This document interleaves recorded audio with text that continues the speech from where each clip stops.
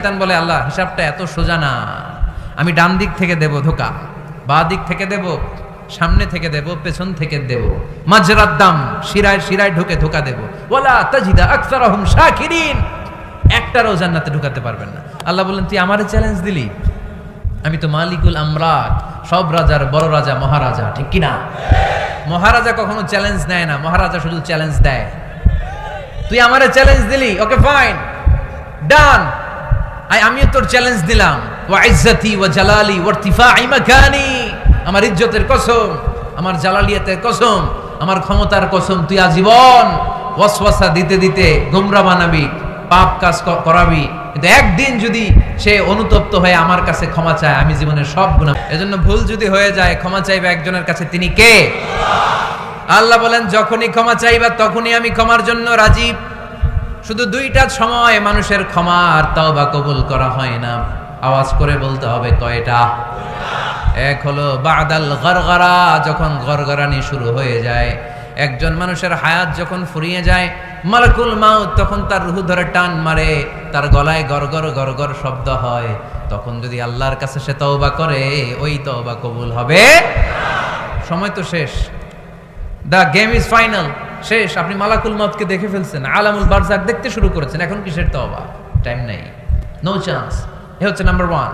Number 2 হচ্ছে বাদা তুলুইশ শামসি মিন মাগরিবিহা, কিয়ামতের আগে সূর্য আর পূর্ব দিক থেকে উদিত হবে না, এটা পশ্চিম দিক থেকে উদিত হবে। সূর্য যেদিন পশ্চিম দিক থেকে উদিত হবে, ওই দিন থেকে তওবার দরজা, তওবার চ্যাপ্টারকে বন্ধ করে দিবে কে? আল্লাহ। এছাড়া যে কোনো মুহূর্তে 24/7 আপনি ভুল করেই ক্ষমা চাইলে মাফ করে দিবে কে?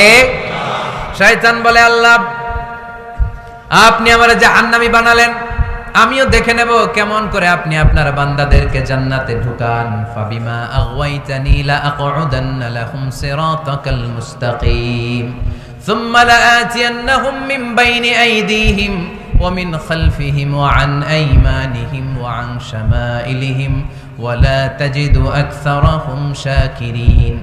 আল্লাহ আপনি একটারও জান্নাতে ঢুকাতে পারবেন না, আমাকে যেহেতু করেছেন জাহান্নামী, সবগুলারে আমি জাহান্নামে ঢুকাবো।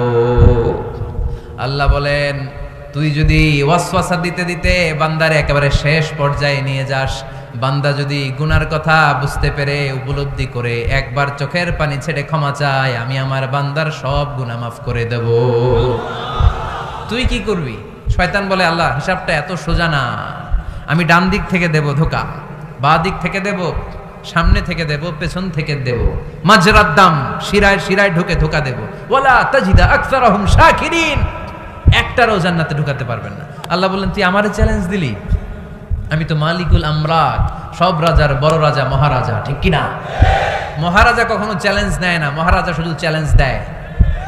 তুই আমারে চ্যালেঞ্জ দিলি, ওকে ফাইন, ডান, আমিও তোর চ্যালেঞ্জ দিলাম, ওয়া ইজ্জতি ওয়া জালালি ওয়া ইরতিফাই মাকানি, আমার ইজ্জতের কসম, আমার জালালিয়াতের কসম, আমার ক্ষমতার কসম, তুই আজীবন ওয়াসওয়াসা দিতে দিতে গোমরা বানাবি, পাপ কাজ করাবি, কিন্তু একদিন যদি সে অনুতপ্ত হয়ে আমার কাছে ক্ষমা চায়, আমি জীবনের সব গুনাহ মাফ করে দেব।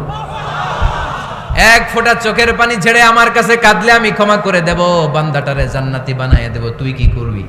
আমি মাফ করব, তুই কি করবি? সুবহানাল্লাহ পড়তে পারলেন না? তওবার কারিশমা বুঝতে পেরেছেন ভাইয়েরা? তওবা করতে রাজি আছেন সবাই? প্রত্যেক সালাতের পরে আমরা তওবা করব, রাজি আছেন? আল্লাহর হাবিব সাল্লাল্লাহু আলাইহি ওয়াসাল্লাম সালাম ফেরানোর পরে পড়তেন আল্লাহু আকবার, এরপর পড়তেন আস্তাগফিরুল্লাহ, আস্তাগফিরুল্লাহ, আস্তাগফিরুল্লাহ। সারাটা দিন তিনি আস্তাগফিরুল্লাহ পড়তেন, সকালবেলা পড়তেন, দুপুরে পড়তেন, বিকেলে পড়তেন, মাঝরাতে ঘুম ভেঙে গেলে পড়তেন। শুধুমাত্র কেবলমাত্র একমাত্র যখন টয়লেটে ঢুকতেন তখন পড়তে পারতেন না, এজন্য টয়লেট থেকে বের হয়ে সর্বপ্রথম তিনি ক্ষমা চেয়ে নিতেন। দুটি সময়ে মানুষের তওবা আর কবুল হবে না। প্রথম সময় যখন মৃত্যুর সময় এসে যাবে এবং প্রাণ গলার কাছে পৌঁছে যাবে, তখন আর তওবা কবুল হবে না। তাই সুস্থ ও জীবিত অবস্থাতেই আন্তরিকভাবে আল্লাহর কাছে তওবা করা উচিত।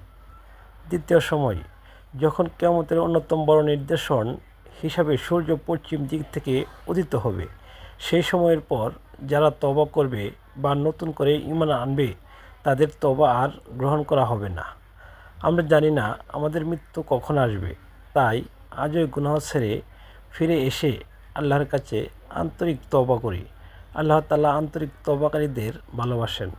সহিহ বুখারী, সহিহ মুসলিম।